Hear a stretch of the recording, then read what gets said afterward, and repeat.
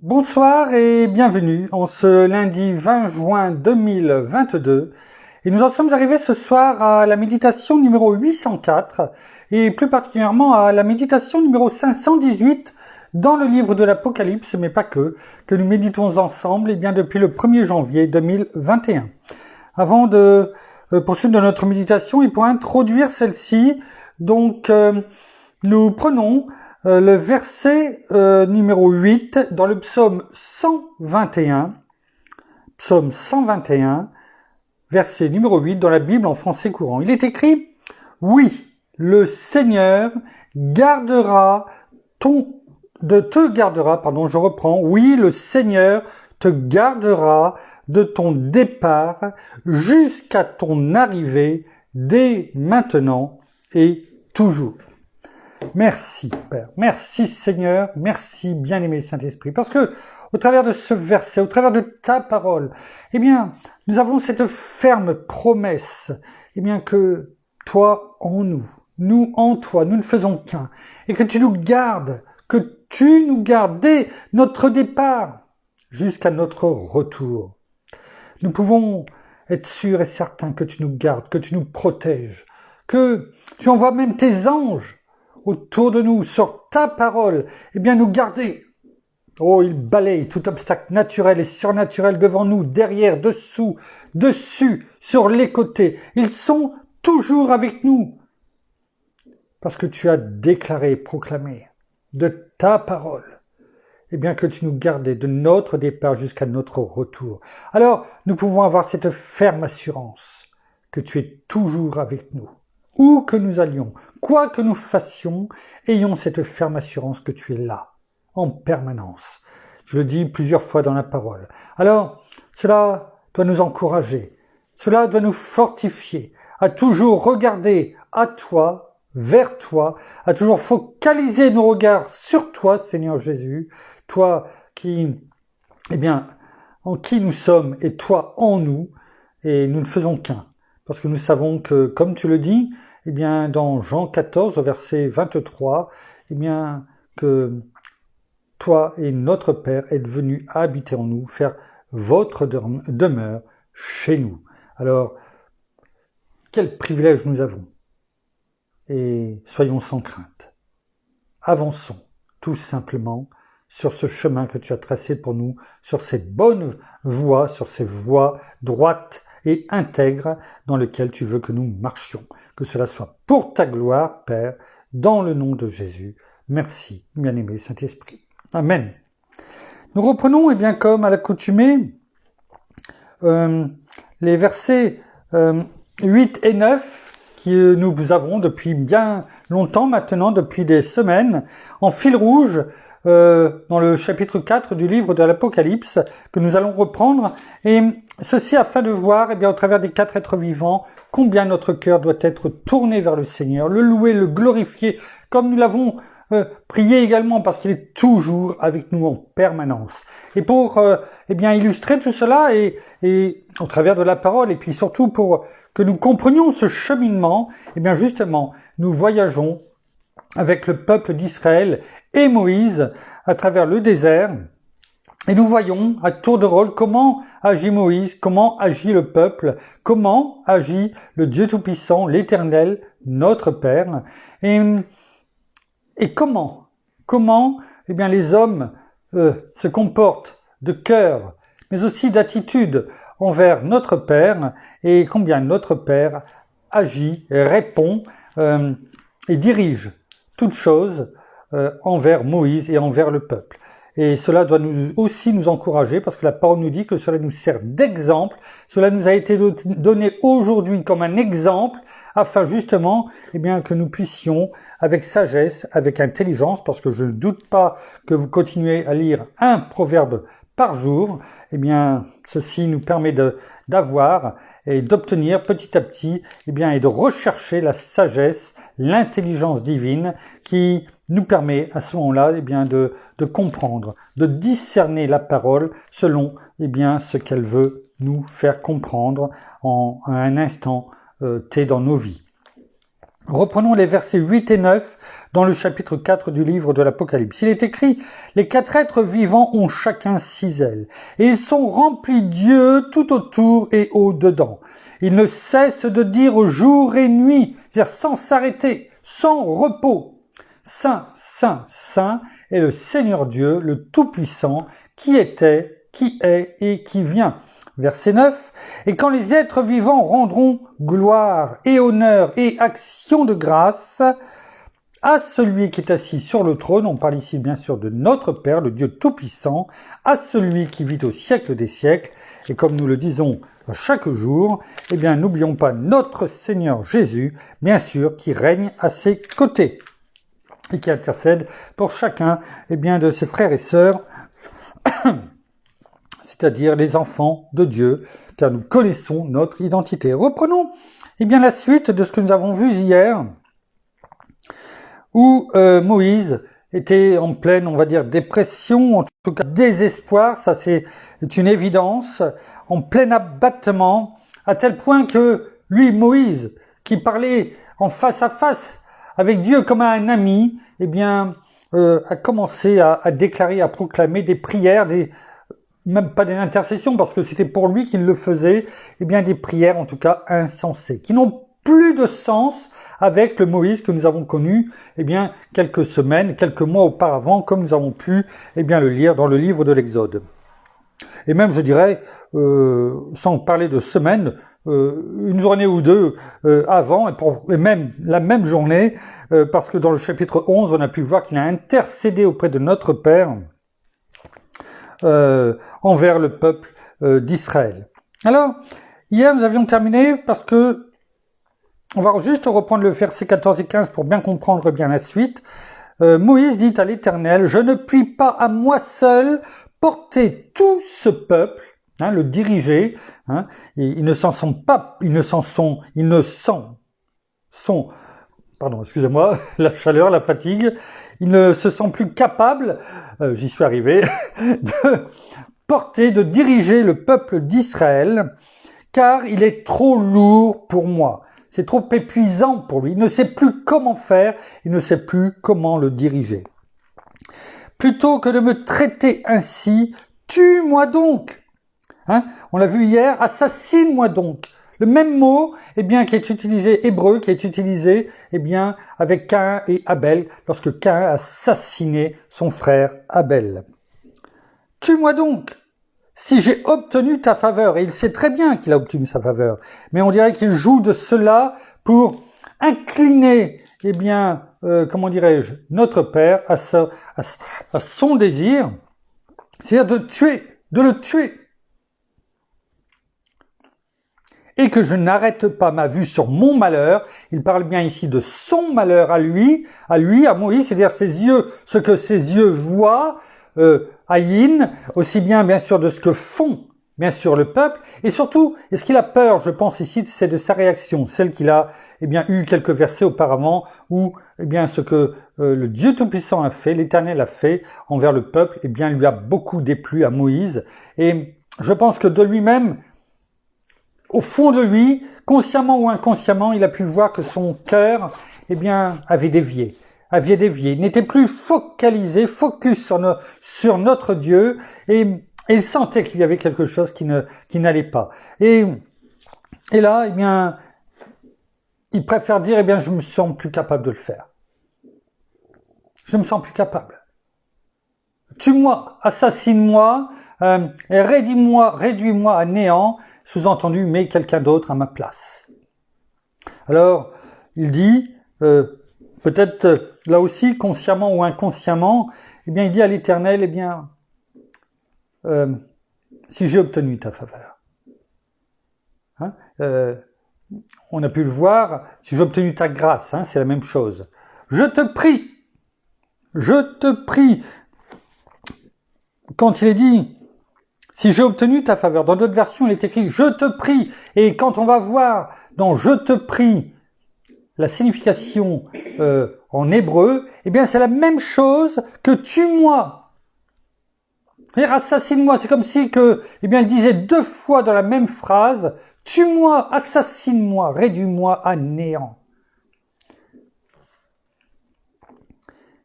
quelle est la réponse au verset 16 du chapitre 11 dans le livre des Nombres? Quelle est la réponse de l'Éternel? L'Éternel dit à Moïse, « Rassemble auprès de moi 70 des anciens d'Israël, de ceux que tu connais comme anciens et officiers du peuple, amène-les à la tente de la rencontre ou la tente de l'assignation que l'on connaît pour l'avoir médité, et qu'ils s'y tiennent debout avec toi. » Donc on voit bien que notre Père ne fait pas fi de ce qu'il a entendu de Moïse, bien entendu, parce que il aime Moïse, il connaît Moïse, il sait que si il est dit dans la parole, et que la parole nous rapporte, eh bien qu'il parlait avec lui comme un ami, face à face, dans la tente de l'assignation ou sur la montagne. S'il a appelé Moïse, eh bien, il a même insisté, parce que Moïse ne voulait pas conduire le peuple d'Israël, c'est qu'il y a une raison. Il l'avait mis à part dès le départ, dès la naissance. Il l'avait protégé. Et c'est ce que nous avons prié tout à l'heure. Ce n'est pas simplement que notre départ, lorsque nous sortons de chez nous, bien entendu, cela en fait partie, mais c'est aussi notre départ, c'est depuis notre naissance, jusqu'à notre, arrivée, c'est-à-dire lorsque nous avons franchi la ligne. C'est cela aussi que cela veut dire. Et il avait gardé Moïse, parce que Moïse aurait pu y rester tant de fois depuis sa naissance.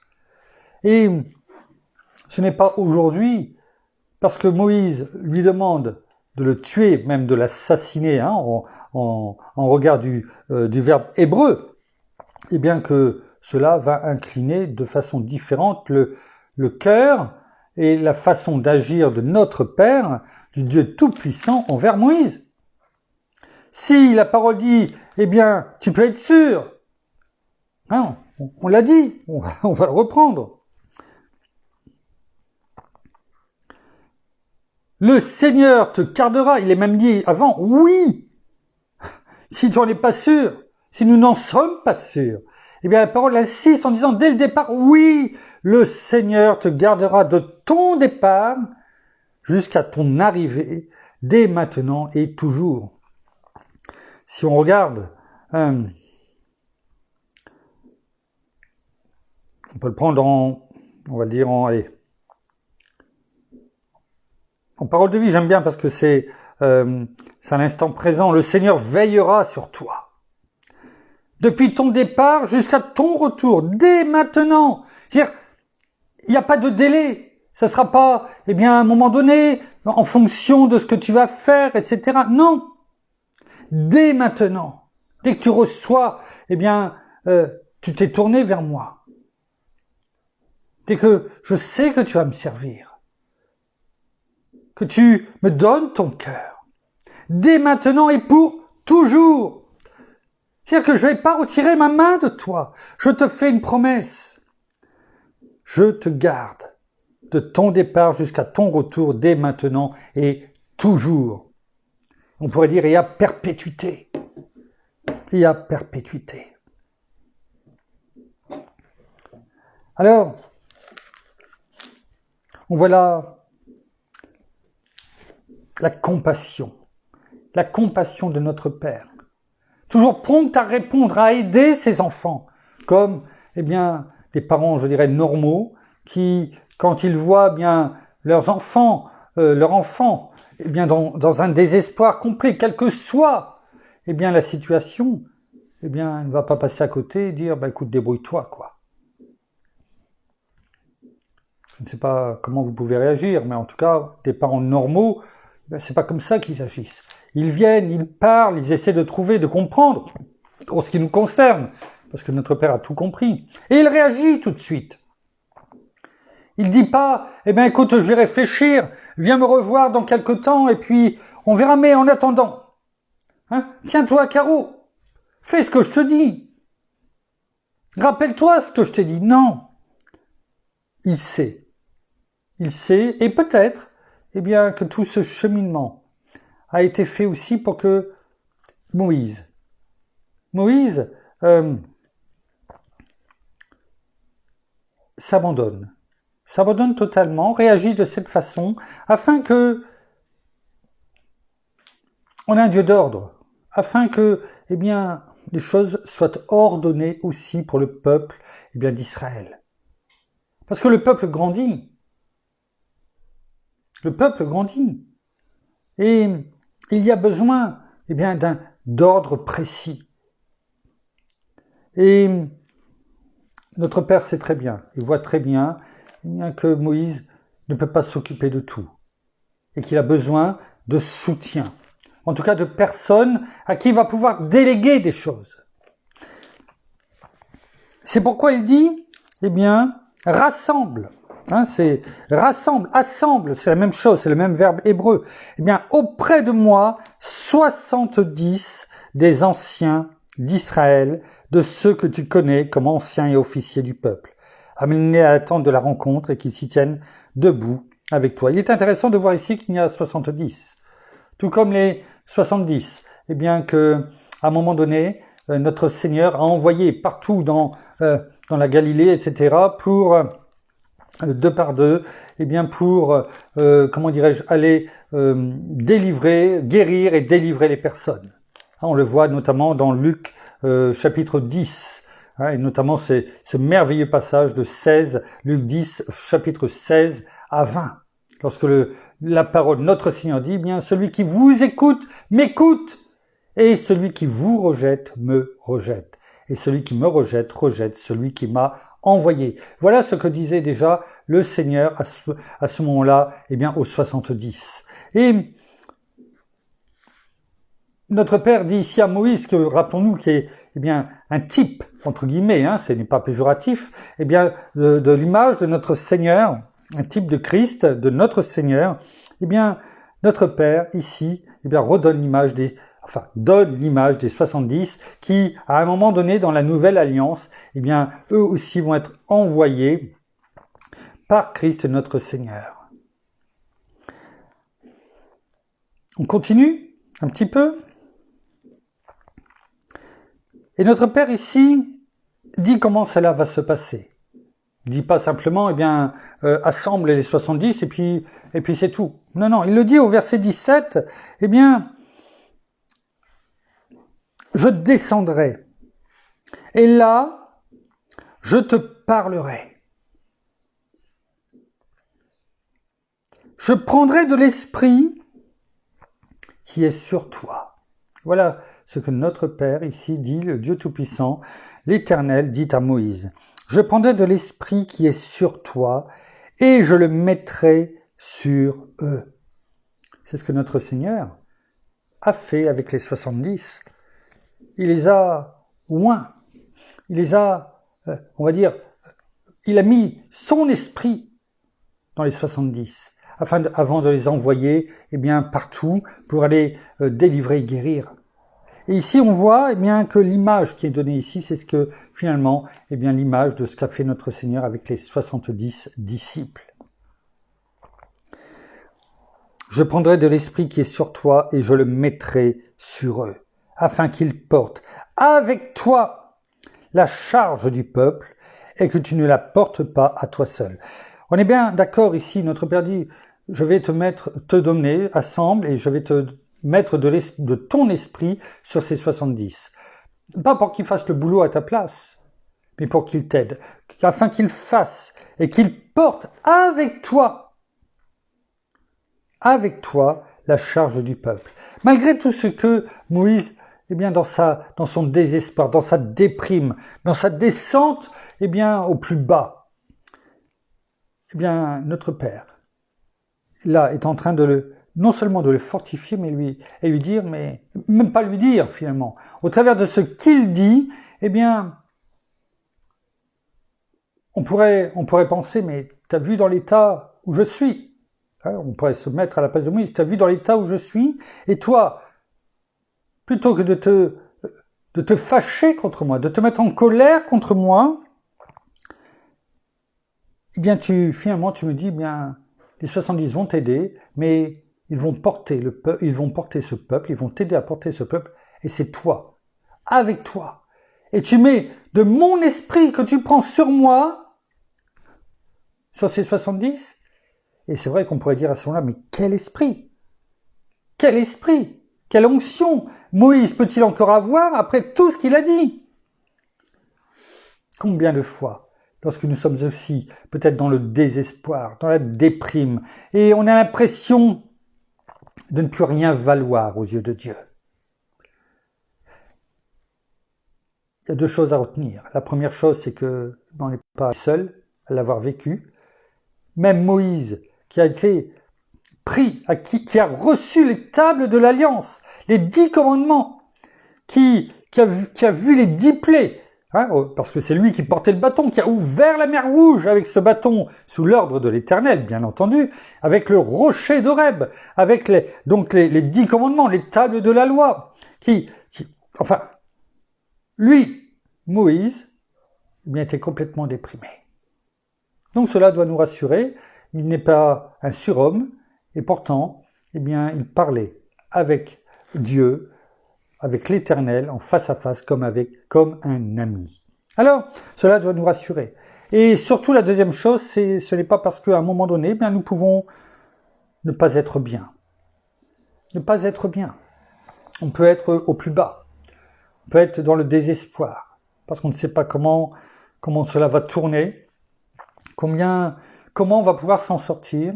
Alors, on crie à Dieu, on dit, c'est fini, quoi. C'est fini, j'arrête là, c'est terminé. Je baisse les bras. Et là, notre Père, intervient. Pourquoi? Parce qu'il a dit, il a fait cette promesse, qui nous gardait du départ jusqu'à notre arrivée, jusqu'à notre retour, suivant comment on le parle. Et Dieu n'est pas un homme pour mentir, ni un fils d'homme pour se repentir. Ce qu'il a dit, il le fait, et ce qu'il a déclaré, il va l'exécuter. C'est ce qu'il fait ici aussi avec Moïse, et cela doit nous encourager à persévérer.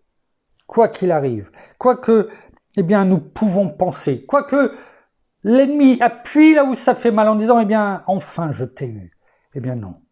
Non, parce que l'ennemi est vaincu, parce que notre Père nous garde du départ à l'arrivée. Et cela, nous doit nous encourager. Et lorsque nous avons l'impression de tomber à genoux, tellement ce fardeau sur nos épaules, on ne peut plus le porter, rappelons-nous que justement, si nous tombons à genoux, c'est la meilleure position pour élever nos voix vers notre Père, vers notre Seigneur, dans le nom de Jésus. Et ça, c'est important. Ça, c'est important. Et ceci afin que tu ne le portes pas toi seul, à toi seul. Cependant, il dit encore, verset 18, on terminera sur ce verset, tu diras au peuple, Moïse, tu diras au peuple, comme il a pu le dire en Exode 32, consacrez-vous. Et là, il dit, dans ce verset 18, au chapitre 11 du livre des Nombres, tu diras au peuple, sanctifiez-vous pour demain. On s'aperçoit que avec notre Père, c'est un Dieu d'ordre, il n'est jamais vague. Dans sa prière, c'est dès maintenant, je te garde, jusqu'à ton arrivée, ton retour. Dès maintenant, c'est-à-dire tout de suite. Et là, il dit, tu diras au peuple, sanctifiez-vous pour demain. Ce n'est pas pour après-demain ou, quand vous aurez le temps, quand vous y penserez, c'est demain. Et vous mangerez de la viande, puisque vous avez pleuré aux oreilles de l'Éternel en disant, qui nous fera manger de la viande, car nous étions bien en Égypte. L'Éternel vous donnera de la viande, et vous en mangerez. On va prendre aussi le verset 19. Vous en mangerez, non pas 1 jour, ni 2 jours, ni 5 jours, ni 10 jours, ni 20 jours. Et écoutez cette suite au verset 20, où l'Éternel dit, mais 1 mois entier, jusqu'à ce qu'elle vous sorte par les narines et qu'elle vous soit indigeste, parce que vous avez méprisé l'Éternel qui est au milieu de vous, et parce que vous avez pleuré devant lui en disant, pourquoi donc sommes-nous sortis d'Égypte. Alors attention, nous allons terminer sur cette... C'est pas une menace de l'Éternel, c'est simplement, eh bien, je t'ai tout donné. Tu étais esclave depuis plusieurs siècles, je t'ai sorti de tes chaînes, de tes entraves, et tu viens pleurer. Tu as pu voir tout ce que j'ai fait. Je t'ai dit la marche à suivre, je t'ai montré, et j'ai été miséricordieux envers toi. C'est ce que dit notre Père au peuple. Je t'ai conduit. Quand tu avais soif, je t'ai donné à boire. Quand tu avais faim, je t'ai donné la manne. Tu avais froid, j'étais là avec le feu. Tu avais chaud, eh bien, ma main divine te protégeait du soleil. Tes vêtements, ils ne s'usent pas. Et tu marches dans mes pas parce que, eh bien, j'ai fait promesse, la promesse, eh bien, à Moïse d'être là, avec vous. Même si au départ, ce n'est peut-être pas ce que je souhaitais. Mais pour Moïse, eh bien, je le fais. Alors, parce qu'une fois de plus, tu n'as pas voulu écouter ce que je t'ai dit dès le départ, dans Exode 15 au verset 26.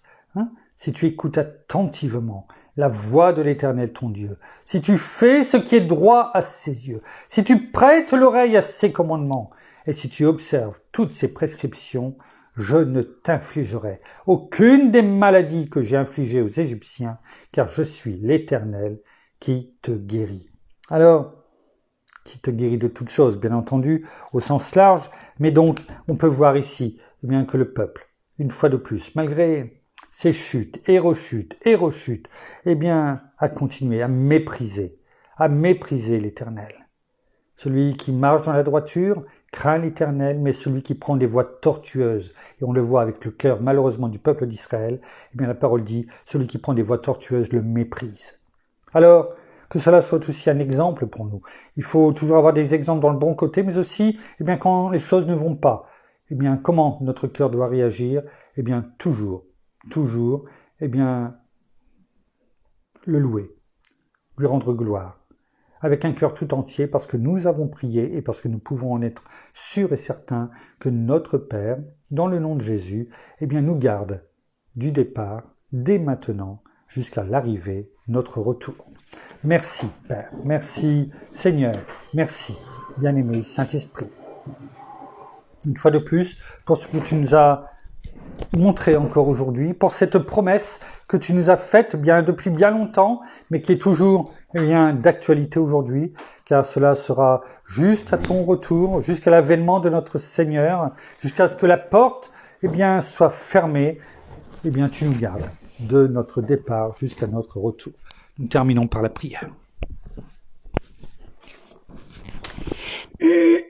Seigneur, merci encore et bien pour ta présence aujourd'hui. Merci parce que oui, tu nous couvres de ta main puissante. Tu es cette ombre qui nous rafraîchit. Tu es cette main tendue. Tu es là, à côté de nous, même dans nos tempêtes, même dans nos difficultés, même dans tout ce que nous vivons jour après jour. Même si cela nous semble pesant, même si cela nous semble lourd, même si cela nous fait du mal, mais toi, tu es là, à côté de nous. Et tu nous aides, tu nous fortifies jour après jour dans tout ce que nous devons faire. Alors gardons toujours nos regards tournés vers toi et surtout, eh bien, gardons ce cœur entier pour toi, car tu es un Dieu jaloux et tu nous veux tout entier parce que tu sais combien tu nous aimes et surtout, eh bien, nous devons t'aimer comme toi tu nous aimes. Et si cela n'est pas encore le cas, eh bien, apprends-nous à aimer comme toi tu nous aimes, comme tu veux que nous nous aimions les uns et les autres et que nous continuions à marcher avec toi chaque jour. Alors oui, il faut être fort, oui, il faut être tenace, oui, il faut être courageux, c'est ce que tu nous demandes. Mais tu nous as dit aussi que tu nous avais donné non pas un esprit de timidité, mais un esprit de force, d'amour et de sagesse. Alors oui, donne-nous aussi cette sagesse et donne-nous aussi ce discernement chaque jour dans notre vie, dans tout ce que nous devons accomplir. Alors soyez tous abondamment bénis, frères et sœurs, dans le nom de notre Seigneur Jésus-Christ. Amen. Voilà, ainsi s'achève notre méditation de ce jour. Nous vous bénissons abondamment de toutes les bénédictions spirituelles dans les lieux célestes en Christ.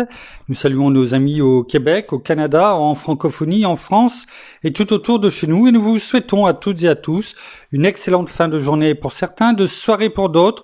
En tout cas, à toutes et à tous, une excellente nuit de repos dans la paix de notre Seigneur Jésus qui nous la donne abondamment. Et nous vous donnons rendez-vous demain pour la suite de nos méditations dans le livre de l'Apocalypse et de notre cheminement avec le peuple d'Israël et surtout aussi Moïse. Et en attendant de se retrouver demain, nous vous bénissons abondamment. À demain. Au revoir.